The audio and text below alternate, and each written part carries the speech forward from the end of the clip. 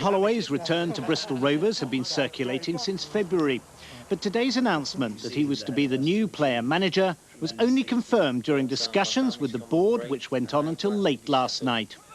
Holloway had originally thought he'd be returning to Rovers to work alongside manager John Ward, but on Friday his contract wasn't renewed, leaving the job open for Holloway to return to a club with a new ground for next season and a new headquarters.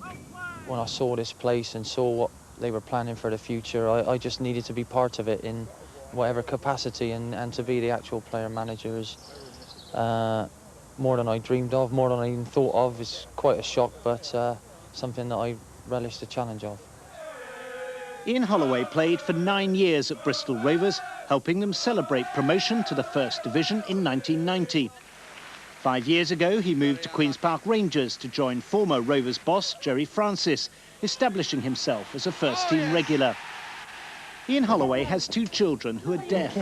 Unable to find a suitable school for them in London, he moved back to Bristol and spent the last 2 years commuting.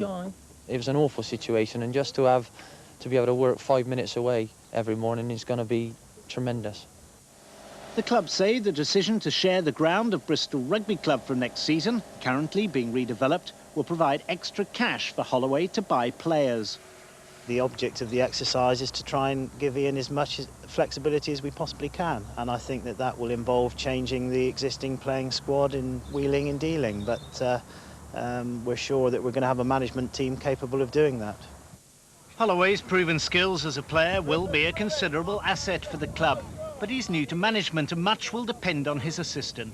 And within the last hour, Jeff Twentyman, a former Bristol Rovers player and sports producer at BBC Radio Bristol, has accepted a 3-year contract as Holloway's number 2.